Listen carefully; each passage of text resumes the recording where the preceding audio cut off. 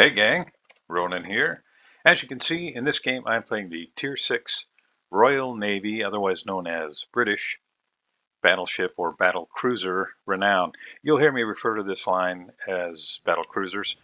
I want to start by telling you I'm sorry for the red sky and red sea. This is a bug that was introduced with the latest patch, and I was still using auto spy mods, which unfortunately create some conflict with the 12.10 update. If you are unaware and you are using mods, if you're using the auto spy mods, any of the auto spy mods in Mod Station, which is the World of Warships sanctioned and approved mod software, unfortunately, auto spy mods will no longer be updated. At least that's the current word in the mod station. Asslane, if you are using Asslane's mod pack, which is phenomenal, you will see updates on those. Asslane is apparently in communication with AutoSpy, but AutoSpy has decided to only update his mods on the server that he's playing on, which I believe is the Russian server. And because there is some divergence now between all the servers, it's just too much work for any modder to keep up with all of them. So, of course, he's going to be concentrating on the server where he plays. So, he is sending information to Asslane, who is able to update his mods, at least currently, so we can continue to use them here. But they're not being updated directly from AutoSpy, and so at least for the time being, those are not going to be functional in the mod station. And in fact, I kind of expect that we might see in the next update of the mod station that those are just either blacked out or gone. So anyway, that is why we have a black letters in the red sky and a red sea. And I think what those letters read is texture not found, in case you were wondering. Now, getting to these ships. Now, this is one of the first games that I played in the Renown because I decided, you know what, I got to finish up some of these newer lines. And for somebody like me that's been playing this game for a really long time, it's easy to kind of fall behind in the newer lines. So I decided I was going to work through these. The guns are really good.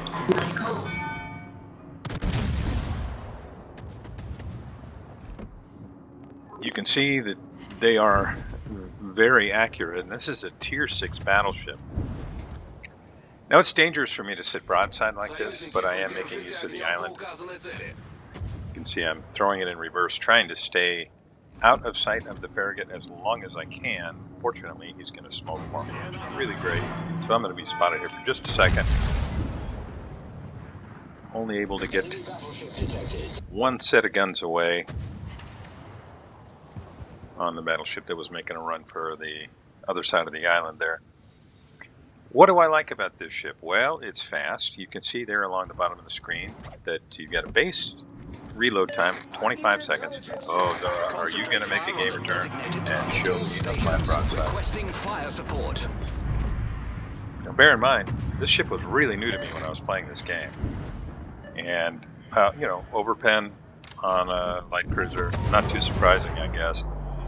But, okay, so we get back to 25-second reload. You've got torpedoes on this thing. The torpedoes have only a 6-kilometer range, which increases the line. It's never going to be great, but it can be really useful. Lost the lock-on, but still hoping. The torpedoes, maximum damage 10,000, and the base reload is 95 seconds, so they can be useful. In low tiers, you're going to be a lot closer to the red team in most cases. Not always, but in a lot of cases. Now you'll see most of my team is kind of loaded up right behind me. So if Duke of York decides to push around this corner, and it looks like he's decided that discretion is the better part of valor, he's just making a run for it, he's going to take a beating because there's so many ships here. Oh, okay, so I told you about the torpedoes, and then if you move one more, of course you've got some depth charges, And those are about what you'd expect. You see the Farragut there. He's deciding that probably not a good idea to keep pushing ahead. He's trying to pull back. I really wish I hadn't fired. Then I got a broadside shot on the Ismail, but I'll have to take the shot on that Duke of York for almost 12K and be happy with that. Of course, you've got Repair Party and you've got a heal, and the heal is pretty good. Weimar a little upset that I'm kind of cutting him off here, but I don't want to lose a chance to get a shot on the Ismail. And then you've got a speed boost, which is really, really nice. You're not going to use it every game. It's not going to be critical every game, and yeah, I really didn't make a very good shot there. And but it is handy, and it's really nice when you're trying to reposition to be able to do that. And of course, you've got defensive fire for AA, which AA does have limited effect regardless, but every little bit helps, right? And against Tier 6 CV aircraft, it can actually shoot down some planes. Probably not going to stop a strike from happening, but it will deplete the aircraft carrier of some planes. All right, so we're 6 minutes in. I'm just a little over 40,000 damage with 22 shell hits, and a fire, and that's because I've shifted here to AP shells because I'm seeing a lot of broadside. It's so hard to gauge when somebody's running along the edge of the map like that, so I have no idea whether or not those shells are going to land. Just kind of threw them up there on a wing and a prayer. Now, what can I tell you about the damage potential? You see another 8,700 there. It's pretty good. These guns are set up 2 barrels on 3 different turrets. They are, as I mentioned, 25-second reload, rotation speed 45 seconds to turn 180 degrees. Now, that can be a little bit tricky. You can mitigate that with your build, both the ship build and the captain spec, but it's never going to be great. These guns are really accurate and they hit very hard. Your base firing range, 15.36 kilometers, max dispersion at 15.36 kilometers, 189 meters. So they are very accurate, and if you see, the Sigma is not too shabby. I mean, these shells are landing pretty much where you put them.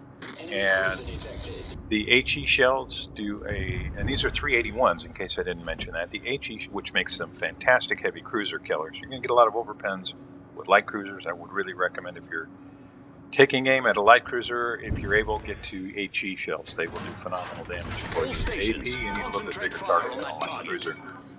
The HE shells do a max damage of 5,350 with a 34% base fire chance. Initial HE shell velocity 732 meters per second.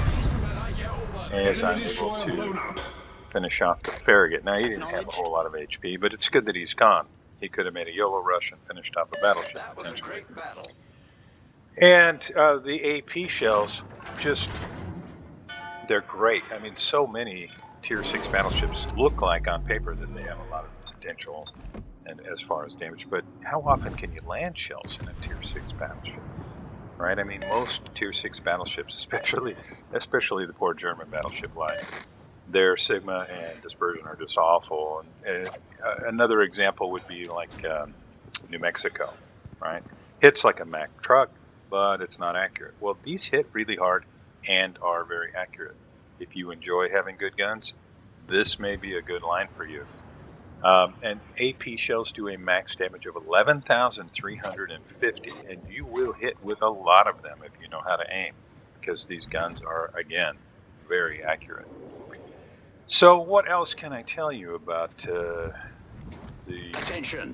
ship secondaries? Well, Tier 6 is not a whole lot to speak of as we get down to 11 minutes left in the game. I mentioned the torpedoes to you, the AA, and I will read from the World of Warships wiki what they consider the pros and cons as I kind of reposition here. I'm trying to get over to the Bravo cap. It might be tricky for me to cap it, but somebody needs to. And if you've been paying any attention to the chat box in the game, you'll see that none of the people on my team, myself included, were very happy with our Icarus, who might have been trying to walk and chew gum at the same time. You can see the Icarus position there. at Echo 2, really he was 0 health in this entire game. Proceed So the and pros, capture that area. according to Concentrate the World fire of on that Warship enemy Wiki, warship. good health pool, which is pretty true, although these, what I consider battle cruisers, they take a lot of damage if you get caught and are not properly angled. Even if you are angled, big shells can punch right through. So you have to be careful with your positioning. I recommend playing this entire line as though you were playing a heavy cruiser.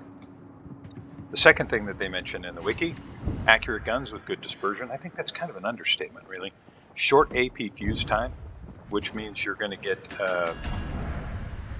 full penetration and kind of max value out of the guns when you're landing these shells. So you got a Congo that is angled. Let's see whether I'm able to put any shells on. No, I'm going to stay dark here for just a second. Try to get that cap to help the AUPA. Our Weimar takes out, Weimar, right? That's right. W's are V and V is W, I think. Their Miyoko takes out our Weimar, and we are now down 4 ships. But this game is, well, I would say it's more or less over. Their Miyoko is really banged up. Their Congo is about to be really banged up. Our Omaha's in bad shape, but he doesn't really need to get back in the fight. To complete the pros, according to the World of Warships wiki, strong short-range AA DPS. Torpedoes have torpedo turning mechanic, which pretty neat. It's a fast ship, excellent concealment, which is true of this entire line. Access to the defensive AA fire consumable, access to engine boost consumable. Now we'll get into the cons. And these can be mitigated, at least in my opinion. Cons: weak, easily overmatched bow and stern plating. So you can soak up a lot of damage if you're not careful, and you're going to see a good example of that here in a second, because I'm crossing and you can see the Normandy's shells coming in, and I really got lucky here. But I wanted to try and finish off this Congo. You can see Vauquelin. If you look at the mini-map, you can see where Vauquelin is at. It's kind of dead ahead of where I'm at. I need to turn in order to avoid taking another big shot from either Congo or Normandy, but I can't just rush right out behind these islands, because if I do, I'm liable to eat a face full of torpedoes.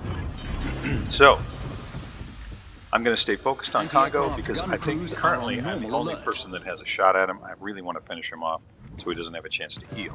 Thought about taking a shot at Miyoko, but I need to finish off the Congo. Problem solved, sir.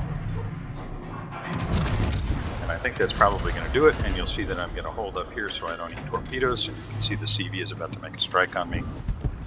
So I need to start turning a potential torpedo strike. And I'm bleeding HP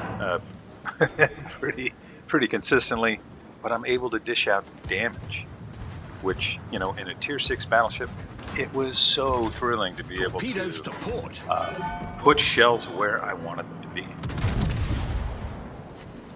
Now, the cons, as I do my best here to avoid torpedoes, and that's what I'm talking about as far as the guns. It is sweet. I don't want to hit it directly on the nose. I'm going to let it hit the side plating, so much less chance of flood. If you weren't aware of that, that is something that you can practice, and it does help you a lot, especially since my repair was on cooldown. It's super important that I do that, and I'm sitting flat broadside the Normandy again.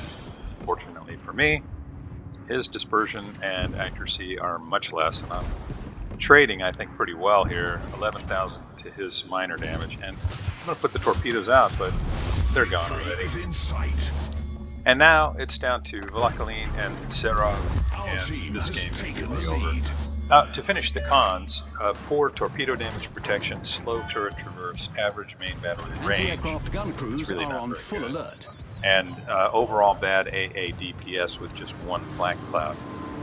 The other thing that they mention here is it has a poor turning radius. I think if you're playing it the way that I suggested, like a heavy cruiser rather than a battleship, that's probably not going to be as big a deal. You just have to be careful of your positioning so that you don't get caught nose in or run into a situation where you pushed in too far and you're taking fire from multiple angles. So that is pretty much all of the particulars of this ship as I try to put a hurt on their CV. It's a little bit like pouring salt onto the wound, but the game has to end somehow, right? There is another Citadel, and if you know how to aim, you're probably going to get a lot of citadels in this ship and the other ships Engine in this boost line. These guns activated. really are very accurate and hit very hard. So this is the first in the series that I plan to put out over the course of this week as I try to get guns on the Valkyrie, but somebody finishes them off before me. That's the Omaha finishing him off. Thank you, Omaha. And that is the game. Battle ends in 5 minutes. I really, really had fun with this ship, which surprised me. I'm really not a battleship guy. I mean, it's not that I dislike them, but their play style is a little more static than I like. It's not that I think that it's bad or anything like that. One of the things that I like about these is that you can move and reposition, and I find that pretty exciting. It's a little different than playing a destroyer, of course, which is kind of has been historically my main focus, but these are fun to play. So you can see there 110,000 damage, 3 ships sunk on 44 shell hits, shot down 10 aircraft, picked up a Confederate and a couple of Citadels. Team score came in second. Aoba, great game. 2167 base XP for you. Really, really great. Keyboard error. Detailed report. Put shells on quite a few different things, as you can see. Miyoko, Congo, Farragut, Duke of York, Ismail, Sarah, Normandy, Zara, Rook, and Leander. 44 shells on target, and most of them, of course, were AP. A little bit of damage to aircraft, but overall, it was the AP that really, and I picked up almost 1 million potential. So I felt pretty good about this game. You can see I was running some bonuses there. I hope you enjoyed this. If you did, please like and subscribe. Tune in tomorrow for the next ship in this line, and I'll see you next time.